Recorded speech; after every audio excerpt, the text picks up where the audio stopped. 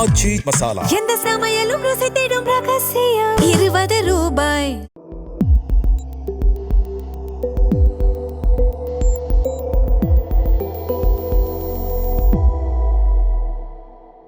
தமிழ் தடம் நேயர்களுக்கு வணக்கம். நம்மோடு உரையாட ஊடகவியலாளர் திரு கேப்ரியல் இணைந்திருக்காங்க. வாங்க பேசலாம். வணக்கம். வணக்கம். உள்ள போறதுக்கு முன்னாடி ஒரு சின்ன அனௌன்ஸ்மெண்ட். லெட்ஸ் டாக் சினிமா அப்படின்ற சேனல் பத்தி நம்ம ஏற்கனவே ஆடியன்ஸுக்கு சொல்லியிருக்கோம். அந்த சேனல்ல ரீசெண்டா சேவிங் பிரைவேட் ரயான் அப்படின்ற ஒரு மூவி ஒன்ன பத்தி நாங்க பேசியிருக்கோம். அந்த படத்தை பொறுத்தளவுல ரொம்ப ஃபேமஸான ஒரு படம், ஸ்டீஃபன் ஸ்பீல்பர்கோட ஒரு மூவி. அது செகண்ட் வேர்ல்டு வாரை பத்தி, குறிப்பா D-Day பத்தி ரொம்ப அழகா காட்டியிருப்பாங்க. D-Day-வை வேற எந்த படத்துலயும் இவ்வளவு அழகா காட்டியிருக்க மாட்டாங்க. எப்படி கடல் வழியா வந்து பிரான்ஸ்ல அமெரிக்க படைகளும் பிரிட்டிஷ் படைகளும் தரையிறங்குறாங்க, எப்படி நாட்சி படைகளை பின்னுக்கு தள்ளுறாங்க, அந்த விஷயங்களை ரொம்ப ரியலிஸ்டிக்கா காட்டியிருப்பாங்க. ஸோ அந்த படத்தை பத்தி டீடைல்டா பேசியிருக்கோம்.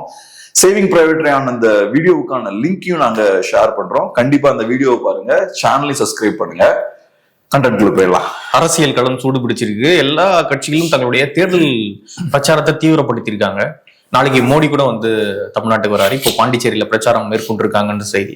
ஓகே, இப்போ திமுகவுடைய பிரச்சாரம் வந்து ஒரு விமர்சனத்துக்கு உள்ளாகிருக்கு. மெயின் ஸ்ட்ரீம் மீடியாக்கள் எடுத்து பேசல, ஆனா நிறைய சமூக வலைதளங்கள்ல அது விமர்சனம் ஆயிருக்கு. என்ன அப்படின்னா, ஸ்டாலின் அவங்களுடைய மருமகன் சபரீசன் அவர்கள் பிரச்சார களத்துல குதிச்சிருக்காரு. வில்லிவாக்கம் தொகுதியில போட்டியிடக்கூடிய கார்த்திக் அப்படின்ற வேட்பாளருக்கு ஆதரவாக நேற்று பிரச்சாரம் மேற்கொண்டிருக்காரு. சபரீசன் மற்றும் அவங்களுடைய மனைவி செந்தாமரை 2 பேருமே வந்து களத்துக்கு வந்திருக்காங்க. சோ திமுகவுடைய வாரிசு அரசியல் அடுத்த கட்டத்தை நோக்கி நகருதா அப்படின்ற ஒரு கேள்வியோடு இந்த விமர்சனங்கள் வருது. எப்படி பாக்குறீங்க? அதான் டெஃபினட்டா இது ஒரு குடும்ப அரசியலோட ஒரு எக்ஸ்டென்ஷன். ஆனா நீங்க சொன்ன மாதிரி பெரிய விமர்சனங்கள் எதுவும் நான் பார்க்கல. மெயின் ஸ்ட்ரீம் ஊடகங்கள் எதுவும் பெருசா இதை பத்தி பேசல. ஒரு நியூஸா கவர் பண்ணிருக்காங்களே தவிர ஒரு விமர்சன பார்வையில எல்லாம் அதை பார்க்கல. இப்ப விமர்சனம் வைக்கணும்னா வைக்கலாம். இப்ப உதாரணத்துக்கு ஒரு ஜனநாயகத்துல மக்கள் யாருக்கு வாக்களித்து யார தேர்வு பண்ணிருக்காங்களோ அவங்க கையில தான் எல்லா அதிகாரமும் இருக்கணும். மக்கள் தேர்வு செய்யாத, ஓட்டு போட்டு எலெக்ட் பண்ணாத ஒருத்தர் கையில நிறைய பவர் இருக்குன்னு வச்சுப்போம். எலெக்ட் பண்ணவங்க அவங்க கண்ட்ரோல் இருக்காங்கன்னு வச்சுப்போம். அது ஜனநாயகத்துக்கு நல்லது இல்லை. சோ மக்கள் யாரை எலெக்ட் பண்றாங்களோ அவங்க கையில தான் அதிகாரம் இருக்கணும். அப்பதான் மக்கள் கையில அதிகாரம் இருக்கிறதா பொருள். சோ அதனால அது ப்ராப்பரா டெமோக்ரஸி அப்படிதான் ஃபங்க்ஷன் ஆகும். சோ இந்த ஆங்கிள் எல்லாம் விவாதிக்கலாம். ஆனா அதெல்லாம் பெருசா நடந்த மாதிரி இல்ல. என்னோட நம்பிக்கை என்னன்னா, EPS கூட இதை பெருசா எடுத்து பேச மாட்டார் அப்படின்னு தான் நான் நினைக்கிறேன். பட் எனிவே, இப்ப இது பெரிய ஒரு டெவலப்மெண்ட். சபரீசன் அவர்கள் ரொம்ப லோ கீ மெயின்டைன் பண்ணக்கூடிய ஒரு ஆள். அவர் மீடியாவை சந்திச்சு பேசுறதோ, இன்டர்வியூஸ்ல உட்கார்ந்து பேசுறதோ, அப்படிப்பட்ட விஷயங்கள்லாம் செய்யாத ஒரு நபர். அப்பப்ப நம்ம அவரோட வீடியோஸை சில நேரங்கள்ல பார்ப்போம், சில நிகழ்வுகள்ல கலந்துக்கிற அந்த வீடியோஸ் எல்லாம் பார்ப்போம். பட் பப்ளிக்கா வந்து மீடியாவோட இன்டராக்ட் பண்ணிலாம் நம்ம பார்த்ததே கிடையாது. அந்த விஷயத்துல இப்ப அது நடந்திருக்கு. ஆனா எல்லாருக்கும் ஒரு பவர்ஃபுல்லான மனிதர்னு தெரியும். ரொம்ப பவர்ஃபுல்லான மனிதர்ன்றது தமிழ்நாட்டுல எல்லாருக்குமே தெரியும். சோ இன்னைக்கு அவர் என்ன பண்றாரு, வெளியே வந்து அவரு ஓப்பனா இந்த ஒரு மீடியா சந்திப்பை நடத்துறாரு. ஏஎன்ஐக்கும் புதிய தலைமுறைக்கும் பேசுறாருன்னு நினைக்கிறார். சோ ஆங்கிலத்திலயும் அவர் பேசுறாரு, தமிழ்லயும் பேசுறாரு. நம்ம செய்தி ஆங்கிலத்திலயும் போய் சேரணும் அப்படின்ற ஒரு எண்ணமும் அவருக்கு இருக்கு. இங்க முக்கியமான கேள்வி என்னன்னா, இங்க ஏன் இந்த பாயிண்ட்ல சபரீசன் அவர்கள் இதை செய்யறார்? ஏன்னா இது வரைக்கும் இதை பண்ணல. மீடியா சந்திப்புன்றது இது வரைக்கும் நடத்தல. அவர் ரொம்ப லோ ப்ரொஃபைலா மெயின்டைன் பண்றாரு. கரெக்டா எலெக்ஷனுக்கு முன்னாடி இதை செய்ய வேண்டிய அவசியம் என்ன? அதுவும் இது ரொம்ப முக்கியமான ஒரு தேர்தல், அசம்பிளி எலெக்ஷன். இப்ப பண்ண வேண்டிய தேவை என்ன அப்படின்றதான் முக்கியமான கேள்வி. சோ என்ன பொறுத்தளவு நான் எப்படி பாக்குறேன்னா, ஒண்ணு, இது திமுகவோட கான்பிடன்ஸை காட்டுது.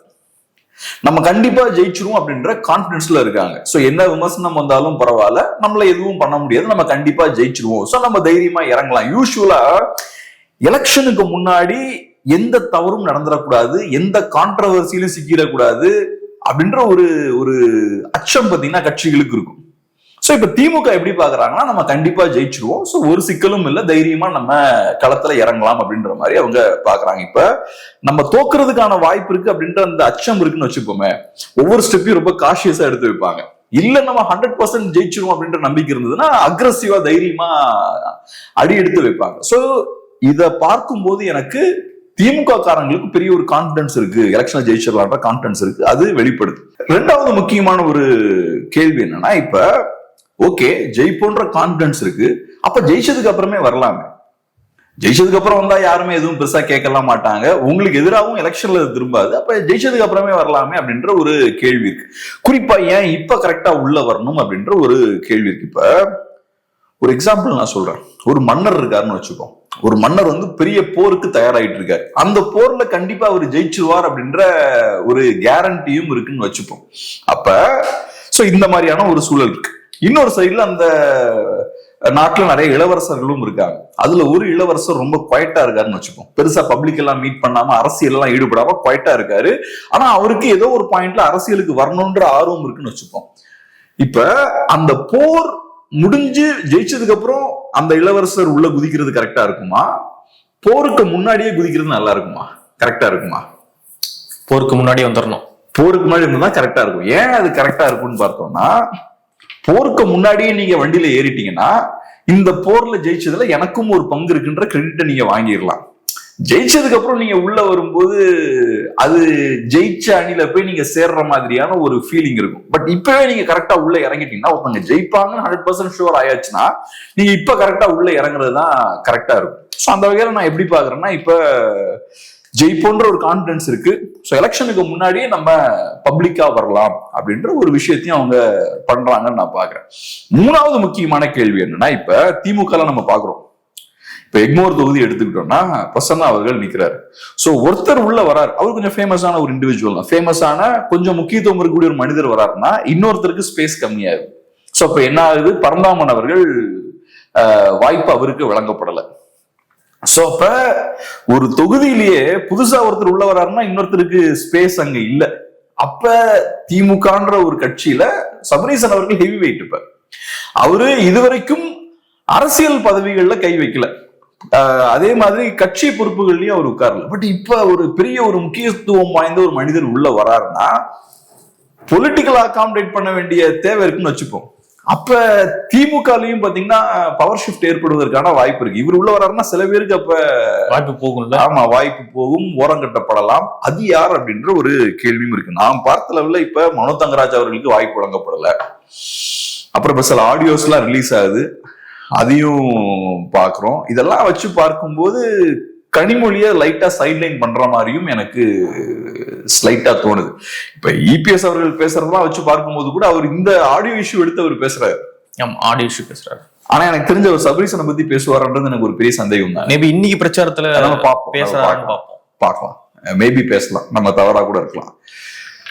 சோ அதனால இப்ப இவர் உள்ள வர்றாருன்னா அங்க திமுகவுக்குள்ள பவர் டைனமிக்ஸ் ஷிஃப்ட் ஆகிறதுக்கான வாய்ப்பும் இருக்கு.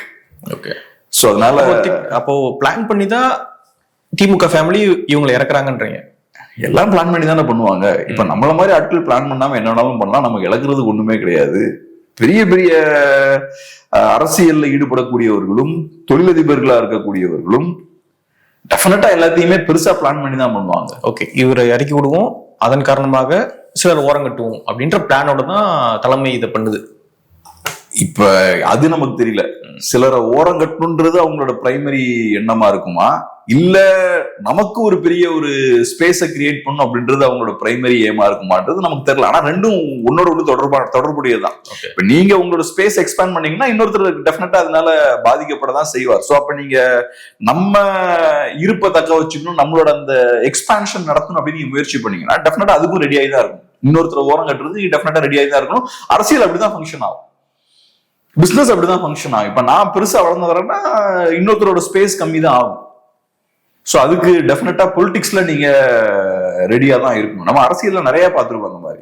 ஒருத்தர் அப்படி பெருசா ஏறி வர்றாருன்னா இன்னொருத்தருக்கு ஏதோ ஒரு வகையில அது சிக்கலை ஏற்படுத்தும். ஸோ இது ஒண்ணு. இது மூணாவது பாயிண்ட். இப்ப புதுசா ஒரு பவர் சென்டர் உள்ள வராங்கன்னா ஏற்கனவே இருக்கக்கூடிய ஒரு பவர் சென்டர் பலவீனப்படுவதற்கான வாய்ப்பு இருக்கு. ஸோ திமுகவோட இன்னர் டைனமிக்ஸ் சேஞ்ச் ஆகிறதுக்கான வாய்ப்பு இருக்கு. அப்புறம் நாலாவதா முக்கியமான ஒரு விஷயம் என்னன்னா, அதிமுகவோட பலவீனத்தையும் இது காட்டுது. மேபி நீங்க சொன்ன மாதிரி இபிஎஸ் அவர்கள் ரியாக்ட் பண்ணலாம், ஆனா அது ரெஸ்பான்ஸ் கிடையாது. இப்ப திமுக ஜெயலலிதா அவர்கள் அதிகாரத்தில் இருக்கும்போது சசிகலா கார்டை எப்படி பிளே பண்ணாங்க? மீடியால ஃபுல்லா பேசிக்கிட்டே இருந்தாங்க. ஏதோ ஒரு வகையில ஜெயலலிதா அம்மையார் கையில நிஜமான அதிகாரம் இல்ல, வண்டியை ஓட்டுறது பின்னாடி இன்னொருத்தங்க இருந்து வண்டியை ஓட்டிட்டு இருக்காங்கன்ற மாதிரியான ஒரு இமேஜ் கிரியேட் பண்ணாங்க. நிஜமான பவர் சசிகலா அவர்கள் கையில தான் இருந்தது, ஏதோ ஒரு ஷேடோ கவர்மெண்ட் அவங்க பின்னாடி இருந்து ரன் பண்ணிட்டு இருந்தாங்கன்ற இமேஜை பயங்கரமா கிரியேட் பண்ணாங்க. ஒரு பாயிண்ட்ல ஜெயலலிதா அவர்களுக்கு சசிகலா அவர்களை பெரிய ஒரு லைபிலிட்டியா மாத்திட்டாங்க. இது எப்படி பண்ணாங்க?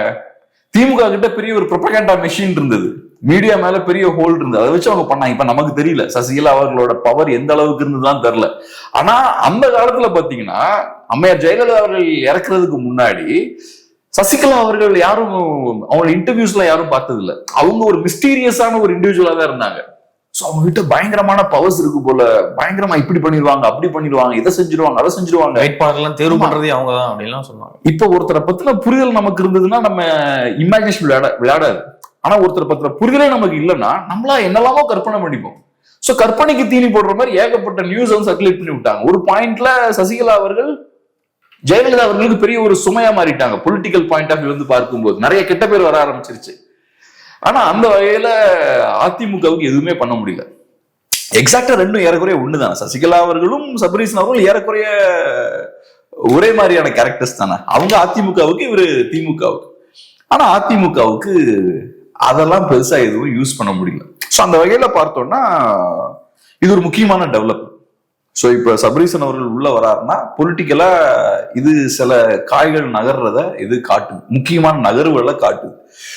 திமுக கான்பிடன்ஸையும் காட்டுது. ஓகே, 26ல திமுக மேபி ஜெயிக்கும் பட்சத்தில் அதிகாரத்து பக்கத்துல இருக்காரு, அதிகாரத்துக்கே வருவதற்கான வாய்ப்புகள் ஏற்பட்டுருமோ? மேபி ஓப்பனா பொலிட்டிக்ஸ்ல என்டர் ஆகிறதுக்கான வாய்ப்பு இருக்கு. அதுக்கான ஒரு ஃபர்ஸ்ட் ஸ்டெப்பா நம்ம பார்க்கலாம். மேபி நமக்கு தெரியல, அதான் நமக்கு வந்து பெரிய ஹை லெவல் கான்டாக்ட்ஸ் கிடையாது இதெல்லாம் கன்ஃபார்ம் பண்றது. பட் நடக்கிறத வச்சு பார்க்கும்போது இவ்வளவு நாள் ஒருத்தர் ஷேடோல இருக்கார், பெருசா ஃபோர் ஃப்ரண்ட்ல வரல, முன்னுக்கு வரல.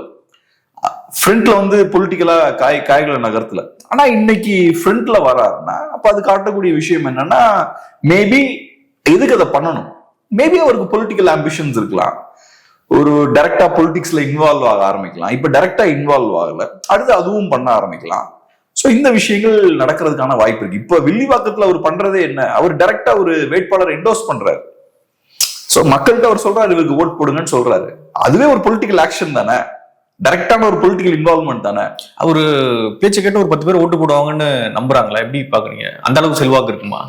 அதெல்லாம் எனக்கு தெரியல. இந்த மெசேஜ் வந்து மக்களுக்கான மெசேஜ் இல்ல, இது பார்ட்டிக்கான மெசேஜ், பவர் சென்டர்ஸ்க்கான மெசேஜ், தங்களுடைய கேட்டர்ஸ்க்கான மெசேஜ். நான் வந்தாச்சு, ஃபர்ஸ்ட் ஸ்டேஜ் நான் எடுத்து வச்சாச்சு, ஃபர்ஸ்ட் ஸ்டெப் எடுத்து வச்சாச்சு. சோ அதுக்கு தேவையான டேமேஜ் கண்ட்ரோல் எல்லாம் பண்ணியாச்சு. நம்ம ஜெயிக்கிறதுக்கான வாய்ப்புகளும் அதிகம் தான். மீடியாவும் நமக்கு எதிராக பெருசா எதுவும் போயிட மாட்டாங்க. சோ நமக்கு ஏத்த மாதிரியான சூழல் இருக்கு, ஜெயிக்கிறதுக்கும் வாய்ப்பு இருக்கு, நமக்கு எதிராக பெருசா பேக் ஃபயர் ஆகிறதுக்கான வாய்ப்பும் ரொம்ப கம்மியா இருக்கு. சோ தைரியமா நம்ம ஒரு ஸ்டெப் எடுத்து வைப்போம். இந்த மெசேஜ் வந்து மக்களுக்கான மெசேஜ்ன்றதை தாண்டி இது கட்சிக்காரங்களுக்கு ஒரு செய்தி, ரைட்? இப்ப புது சென்டர் ஒண்ணு எமர்ஜ் ஆகுது. கட்சிக்காரங்களை பொறுத்தளவுல இப்ப எங்க பவர் இருக்குன்னு அவங்க சென்ஸ் பண்றாங்களோ அவங்களை சுத்திதான் எல்லாம் மொபிலைஸ் ஆவாங்க. இப்ப இபிஎஸ் அவர்கள்ட்ட பவர் இருக்கு அப்படின்றத அவங்க ஃபீல் பண்ணிட்டாங்கன்னா எல்லாம் இபிஎஸ் அவர்களை சுத்தி தான் மொபிலைஸ் ஆவாங்க. சோ அதிமுக ஆட்சி நடக்கும்போது கட்சி பார்த்தோம்னா இபிஎஸ் அவர்களை சுத்தி தான் ரிவால்வ் ஆயிட்டு இருந்தது. பேருக்கு ஓபிஎஸ் அவர்களும் இருந்தாரு, அவரும் ஒரு அது என்னது இரட்டை தலைமையா? இரட்டை தலைமைன்னா சொன்னாலும் அதிகாரம் பார்த்தோம்னா இபிஎஸ் அவர்கள் கையில தான் இருக்கு. சோ இது வந்து கட்சிக்கு ஒரு மெசேஜ். இப்ப நானும் ஒரு முக்கியமான ஒரு, இதுக்கு முன்னாடியே பெரிய இன்ஃப்ளூயன்ஸ் இருந்தது, இப்ப ஓப்பனா அந்த இன்ஃப்ளூயன்ஸ எக்ஸர்ட் பண்ண ஆரம்பிக்கிறாங்க. உதயநிதி அவர்கள் வந்து அரசியலுக்குள்ள என்ட்ராகும் பொழுது பார்த்த ஒரு சீன் தான் இப்பொழுதும் நடந்துட்டு இருக்குன்னு நினைக்கிறேன். ஸோ அவரும் வந்து எங்கேயோ ஒரு இடத்துல அப்படியே உட்காந்துட்டு இருந்தாரு. கேட்கும்போது அரசியல் என்ட்ரு ஆகுங்களா அப்படின்னு, இல்லைங்க அதுக்கும் எனக்கு சம்பந்தம் இல்லைங்கன்னாங்க. அப்புறம் ஸ்டாலின் அவர்களும் சொன்னாரு என்னுடைய குடும்பத்துல இருந்து யாருமே அரசியலுக்கு வரமாட்டாங்க அப்படின்னு சொல்லிட்டு. அப்புறம் பாத்தீங்கன்னா மேடை ஏறினாரு, அப்புறம் கேண்டிடேட்டா அறிவிக்கப்பட்டாரு, அப்புறம் எம்எல்ஏ ஆகுறாரு, அமைச்சர் ஆகுறாரு. அப்படியே ஒரு ஸ்டெப்பா வந்துகிட்டே இருக்காங்க. டக்குன்னு ஒரு 5 வருஷத்துல, ஒரு 6-7 வருஷத்துல வந்து டக்குன்னு நடந்துருச்சு. சோ அதே ஒரு சீன் வந்து 26க்கு பிறகு மேபி திமுக ஜெயிக்கும் பட்சத்தில் இங்க நடக்கலாம். ஒரு பிரச்சனை இல்லாம ரொம்ப ஈஸியா அந்த டிரான்சிஷன் நடந்துரும். எப்படி உதயநிதி ஸ்டாலின் அவர்கள் ரொம்ப ஈஸியா எல்லாம் இப்ப ஏத்துக்கிட்டோம்ல. ஸ்டார்டிங்ல எல்லாம் இல்லங்க, ஸ்டாலின் அவர்கள் வந்து ரொம்ப ஸ்லோவா கொஞ்சம் கொஞ்சமா படிப்படியா தான் மேல வந்தாரு. அவர் சிஎம் ஆகுறதுக்கு ஒரு 40 வருஷம் உழைச்சிருக்காரு. உதயநிதி ஸ்டாலின் அவர்கள் படாலும் உள்ள வந்துட்டாரு. சோ இதெல்லாம் கட்சிக்காரங்க ஏத்துக்க மாட்டாங்க, மக்கள் ஏத்துக்க மாட்டாங்கலாம் சொன்னாங்க. இன்னைக்கு எனக்கு ஏதோ பெரிய பிரச்சனை இருக்க மாதிரி தெரியல. கட்சிக்காரங்க டெஃபினட்டா ஏத்துக்கிட்டாங்க. மக்களுமே ஏத்துக்கலன்னா ஓட் போட்டுருக்க மாட்டாங்கல்ல. சோ மக்களுமே ஏத்துக்கிட்டாங்க அப்படின்ற மாதிரிதான் பாக்குறேன். சோ அந்த வகையில நாளைக்கு திமுக சைட்ல இருந்து புதுசா இன்னொருத்தர் இந்த மாதிரி உள்ள கொண்டு வரணும்னு நினைச்சாங்கன்னா பிரச்சனையே இல்லாம பண்ணிடுவாங்க. சும்மா ஒரு 2 நாளைக்கு இந்த மாதிரி டிபேட் பண்ணுவாங்க. உதயநிதி ஸ்டாலின் அவர்கள் உள்ள வரும்போது 2 நாள் டிபேட் பண்ணாங்க. அதுக்கப்புறம் அவ்வளவுதான், எல்லாரும் மறந்துட்டாங்க. இதான் யதார்த்தம் அப்படின்ற மாதிரி ஏத்துக்கிட்டாங்க. கட்சிக்காரங்களுக்கும் தெரியும் இனிமேல் நம்ம யார் பின்னாடி போனா நமக்கு நல்ல பெனிஃபிட்ஸ் கிடைக்கும் தெரியும். ஸோ அதனால அவங்களும் நெக்ஸ்ட் ஃபியூச்சர் பவர் இவங்க தான் அப்படின்றத புரிஞ்சு அவங்களும் பாத்தீங்கன்னா அவங்கள கொண்டாட ஆரம்பிச்சிட்டாங்க. இதெல்லாம் ஒன்றும் பெரிய விஷயம் இல்லை. இதெல்லாம் ஈஸியா மக்கள் அப்படி பண்ணக்கூடாது. ஆனா அன்பார்ச்சுனேட்லி நம்ம தமிழ் மக்கள் அப்படிதான் இருக்காங்க. ஸோ அதனால புதுசா இன்னொரு பவர் சென்டர் எமர்ஜ் ஆகுதுன்னா பொலிட்டிக்கலா ஓப்பனா அதான் மக்கள் ஏத்துப்பாங்க. ஒரு பிரச்சனை இருக்காது அதுல. ஏன்னா நம்ம அதுல ஒண்ணும் பண்ண போறது கிடையாது. சரி யாரோ பண்றீங்க நான் வேடிக்கை தான் பாக்குறேன் அப்படின்ற மாதிரி தான் இருக்கு. ஜனநாயக நாடுன்னு சொல்லிக்கிறோம் நம்ம. ஆனா மக்களுடைய ரோல் எதுவுமே கிடையாது. நீ ஏதோ பண்ணிட்டு இருக்க நான் வேடிக்கை பார்த்துக்கிட்டு இருக்கேன் அப்படி. ரெண்டாவது மக்களுக்கு ஃபேமிலி பாலிடிக்ஸ் தப்புன்ற ஒரு புரிதல இல்ல. இந்தியா முழுக்க ஃபேமிலி பாலிடிக்ஸ் தான் இருக்கு. தமிழ்நாடு முழுக்க ஃபேமிலி பாலிடிக்ஸ் தான் இருக்கு. அதிமுக பெரிய அளவுல இல்ல. ஆனா அதிமுக கூட மேபி வரலாம். ஆனா இப்போதைக்கு இல்ல. சோ அந்த குற்றச்சாட்டு நம்ம வைக்க முடியாது. பட் கொஞ்சம் வாரிசுகள் இருக்காங்க. ஜெயக்குமார் அவர்களோட மகன் இருக்காரு, அப்புறம் ராஜ் சத்யன் அவர்கள் இருக்காங்க. இந்த மாதிரி கொஞ்சம் பேர் இருக்காங்கன்னு வச்சுக்கோமே. கொஞ்சம் வாரிசுகள் இருக்காங்க. ஆனா டாப் லெவல்ல இன்னும் வாரிசு அரசியல் வரவில்லை. ஆனா நீங்க ஜெனரலா பார்த்தீங்கன்னா வளர்ந்த நாடுகளோடு ஒப்பிடும்போது இங்க வாரிசுகளோட இன்ஃபுளுன்ஸ் எல்லா இடத்துலயுமே இருக்கு. ஒரு பெரிய வியாபார நிறுவனத்தை எடுத்துக்கிட்டீங்கன்னா அவங்களும் பாத்தீங்கன்னா வாரிசுகளை கரெக்டா குரூம் பண்ணி தான் கொண்டு வராங்க. ஃபாரின் கண்ட்ரீஸ்லயும் அது இருக்கு. ஆனா இந்த அளவுக்கு இல்ல. ஆனா பிசினஸ்ல கொண்டு வர்றது கூட ஓகே, என்னுடைய உழைப்பு இருக்கு, என்னுடைய முதலீடு இருக்கு. ஏன் இதை சொல்றேன்னா பிசினஸ்லயே கூட அப்கோர்ஸ் அது ஒரு பிரைவேட் என்டிட்டி. அது எனக்கு புரிஞ்சுக்க முடியுது. அது ஒரு பிரைவேட்டா ஒரு இண்டிவிஜுவலோட ஒரு ப்ராப்பர்ட்டி. அது அவருக்கு பிடிச்ச இடத்துல அவருக்கு கொடுக்கலாம். அதுக்கான உரிமை இருக்கு. ஆனா இன்னைக்கு ஃபாரின் கண்ட்ரீஸ்லயே மாற்றங்கள் நிறைய வருது. அவங்க என்ன யோசிக்கிறாங்கன்னா வாரிசுகள் கையிலேயே கம்பெனியை கொடுத்துக்கிட்டே இருந்தோம்னா கம்பெனியோட ஃபியூச்சர் என்ன ஆகும்னு யோசிக்கிறாங்க. சோ கம்பெனியோட ஃபியூச்சர்ல இருந்து பார்க்கும்போது திறமையான ஆட்களை உட்கார வைக்கிறது பெட்டர்னு பாக்குறாங்க. லீடர்ஷிப் பொசிஷன்ல கரெக்டான ஆளை உட்கார வைக்கணும். வாரிசுகளுக்கும் ஒரு ஸ்பேஸ் கொடுப்போம். அதை தாண்டி முக்கியமான கரெக்டான ஆட்களை உட்கார வைக்கணும்ல. வாரன் பஃபட் எல்லாம் பாத்தீங்கன்னா பெருசா அவரோட வாரிசுகளை என்கரேஜ் பண்ணல. சோ எங்க இருந்து அவர் இதை பாக்குறாரு? கம்பெனியோட ஃபியூச்சர்ல இருந்து அவரு பாக்குறாரு. என் வாரிசை ப்ரொமோட் பண்றதை விட என் கம்பெனியோட ஃபியூச்சர் எனக்கு அவசியம்னு பாக்குறாரு. சோ அந்த ஒரு மாற்றங்கள் பார்த்தோம்னா இன்னைக்கு கார்பரேட் வேர்ல்ட்ல நடந்துட்டு இருக்கு. ஆனா இங்க பொலிட்டிக்ஸும் சரி பிசினஸ் வேர்ல்டும் சரி எல்லாமே கம்ப்ளீட்டா ஃபேமிலி கண்ட்ரோல்டா தான் இருக்கு. அதனால இது ஒன்றும் பெரிய தவறாலாம் பாக்குற ஒரு கல்ச்சர் தமிழ்நாட்டுல இல்ல. ரொம்ப ஈஸியா ஏத்துப்பாங்க. நேற்று விஜய் அவர்கள் வெட்மனு தாக்கல் பண்றாரு திருச்சி கிழக்குல. பண்ணிட்டு பேசும்பொழுது பிரச்சாரத்தில் சொல்றாரு, ஜனநாயகன் திரைப்படம் திட்டமிட்டு சூழ்ச்சிகள் நடந்து தடுத்து வச்சிருக்காங்க. அது வந்ததுன்னா பெரிய ஒரு வரவேற்பு இருக்கும் மக்கள் கிட்ட. அதை ஏற்படுத்த விடாம ஒரு சூழ்ச்சி பண்ணி நிறுத்தி வச்சிருக்காங்க அப்படின்றாங்க. அதுக்கப்புறம் எம்ஜிஆர் சிலைக்கு மாலை போடுறாரு, எல்லாம் பார்த்திருப்பீங்க. ஃப்ரேமே பின்னாடி எம்ஜிஆர் ஃப்ரேமே அப்படிதான் திட்டமிட்டு வச்சிருக்காங்க, பிளான் பண்ணி தான் வச்சிருக்காங்க. அப்புறம் முடிச்ச பிறகு ஒரு மாலை எல்லாம் போடுறாரு நடக்குது. இப்போ ஜனநாயகன் படம் அது பெரிய தாக்கத்தை ஏற்படுத்திடும் அப்படின்னு நினைக்கிறாங்களா? சோ அப்படி பேசியிருக்காரா அந்த பிரச்சாரத்துல அவரு? ஜனநாயகன் படம் திட்டமிட்டு நிறுத்தி வைக்கப்பட்டிருக்கு அப்படின்னு சொல்றாரு. ஓகே, அது நமக்கு தெரியல. அவங்களோட குற்றச்சாட்டு, அதுக்கான ப்ரூஃப் அவங்க மேபி பிரசன்ட் பண்ணலாம். பட் ஓகே, அவங்க அப்படி நினைக்கிறாங்க. ஆனா இப்ப ஒரு அரசியல் கட்சி ஒரு படத்தை நம்பி இருக்கிறதே அபத்தமான ஒரு விஷயம். ஒரு அரசியல் கட்சிக்கு அரசியல் செயல்பாடு இருக்கணும். அவங்க ஒரு சினிமாக்காரர் மாதிரி அவரோட படத்தை நம்பி அவர் இருக்க கூடாது. படம் ஓகே ஒரு கான்ட்ரிபியூட்டிங் ஃபேக்டரா இருக்கலாம். இப்ப திராவிடியன் மூவ்மெண்ட் பெருசா வளர்ந்து வரும்போது சினிமா துறை ஹெல்ப் பண்ணுச்சு திராவிடியன் மூவ்மெண்ட்டுக்கு. நல்ல புரட்சிகரமான படங்கள் எல்லாம் எடுத்தாங்க. அது திராவிடியன் மூவ்மெண்ட் வளர்வதற்கு அது உதவிகரமா இருந்தது. ஆனா அவங்களுக்கு அதை தாண்டி அரசியலும் இருந்தது. அந்த அரசியல தான் அவங்க படங்கள்ல பேசினாங்க. அவங்க படத்தை நம்பி இல்ல. நீங்க வெறுமனே சினிமாவை நம்பி ஊடகங்களை நம்பி இருக்கீங்கன்னா வெறுமனே ப்ரொபகண்டாவை நம்பி இருக்கீங்கன்னு அர்த்தம். வெறுமனே பிரச்சாரத்தை மட்டுமே வச்சு நீங்க அதிகாரத்துல உட்கார முடியாது. சோ உங்களுக்கு பவர்ல உட்காரணும் அப்படின்ற ஒரு விருப்பம் இருக்குன்னா முதல்ல உங்களுக்கு ஒரு நல்ல ஸ்ட்ராங்கான ஆர்கனைஸ்டான பார்ட்டி இருக்கணும். அந்த பார்ட்டிக்கு ஒரு பொலிட்டிக்ஸ் இருக்கணும், ஐடியாலஜி இருக்கணும். அப்புறம் இதெல்லாம் கொண்டு போறதுக்கு இந்த விஷயங்கள்லாம் ப்ரொமோட் பண்றதுக்கு நீங்க சினிமாவை யூஸ் பண்ணலாம். ஆனா நீங்க நம்பி இருக்கிறது விஜய் அப்படின்ற ஒரு இண்டிவிஜுவலை, அவரோட ஃபேம, அவரோட திரைப்படத்தை. இப்படி நீங்க அரசியலுக்கு வந்தா எப்படி ஜெயிக்க முடியும்? சோ இந்த மாதிரி ஒரு படத்தை முடக்கிட்டாங்க, அதனால எங்க தலைவரோட அரசியல்ல எங்க தலைவரோட வளர்ச்சி கம்மியாறதுக்கான வாய்ப்பு இருக்கு, இல்ல அந்த வாக்கு வாங்கும் சக்தி கம்மியாறதுக்கான வாய்ப்பு இருக்கு, இப்படின்லாம் பேசினா அபத்தமான விஷயம். நீங்க ஒரு படத்தை நம்பி இருக்க கூடாது. ஆனா டெஃபினட்டா ஜனநாயகன் படம் ரிலீஸ் ஆகாம இருக்குல்ல, இது விஜய்க்கு பெரிய சிக்கல் தான். ஏன்னா விஜய் அவர்கள் நம்ம ஏற்கனவே பார்த்த மாதிரி அரசியல் ஒன்றும் கிடையாது, அரசியல் செயல்பாடும் கிடையாது. அப்படி இருக்கும்போது இந்த ஜனநாயகன் படம் ரிலீஸ் ஆச்சுன்னா பெரிய ஒரு ஹைப்பை கிரியேட் பண்ணிருப்பாரு, பெரிய ஒரு கொண்டாட்டமான ஒரு சூழலை ஏற்படுத்தியிருக்கும். திட்டமிட்டு தான் நிறுத்திருக்காங்க. அது நமக்கு தெரியலையே, யாரு திட்டமிடும் போது நம்ம கூட எல்லாம் இல்லையே, சதி திட்டம் நடக்கும்போது நம்ம கூட இல்ல, அவங்க சொல்றாங்க, இவங்க சொல்றது நம்ம பேச முடியாதுல்ல. பட் இப்ப ஜனநாயகன் படம் வெளிவராம இருக்கிறதால யாருக்கு லாபம்னு பாத்தீங்கன்னா பாஜக அதிமுகவுக்கு லாபம். அந்த படம் வெளிவந்திருந்தா ஒரு பெரிய வேவ் இருந்திருக்கும், இன்னும் கொஞ்சம் கூட ஓட்ட வாங்கியிருப்பார் விஜய். இன்னும் கொஞ்சம் ஓட்ட வாங்கினாருன்னா அதிமுகவுக்கு தான் டேமேஜ். மேபி அது ஃபிளாப் ஆயிருந்தா என்ன பண்றது, நல்லாவே இல்லையே படம் அப்படின்னா அது பேக் ஃபயர். அது ஃபிளாப் ஆனா கூட நான் இந்த லாஸ்ட் ஒரு 5 இயர்ஸ்ல பார்த்த விஷயம் என்னன்னா, விஜய் ஒரு படம் ரிலீஸ் பண்றாருன்னா அது தமிழ்நாடு முழுக்க ஒரு பேசு பொருளா மாறுது. அத நான் கண் கூட நல்லா இருக்கு நல்லா இல்லைனாலும் அது பேசு பொருளா மாறுது. இதை ஏன் நான் சொல்றேன்னா, இப்ப நான்லாம் படம் பெருசா போய் பார்க்காத ஆளு, ஏதோ ஒரு வகையில ஏன் கூட இருக்கவங்களும் பார்த்தோம்னா இந்த படத்துக்கு போலாமா வரீங்களா, இதை பாத்தீங்களா நம்மகிட்ட கேக்குறாங்க. அதெல்லாம் வச்சு பார்க்கும்போது எனக்கு மற்ற நடிகர்கள் நடிச்ச படத்தை அந்த மாதிரி யாரும் பெருசா பேசின மாதிரி எனக்கு தெரியல. ஆனா இவர் ஒரு படம் நடிக்கிறாருன்னா அதோட இம்பாக்ட் பார்த்தோம்னா பெரிய லெவல்ல இருக்கிறதா எனக்கு ஒரு ஃபீலிங் இருக்கு. ஏன்னா சினிமாவை பெருசா பார்க்காத என்னையே ஏதோ ஒரு வகையில இருந்து ரீச் ஆகுது அது.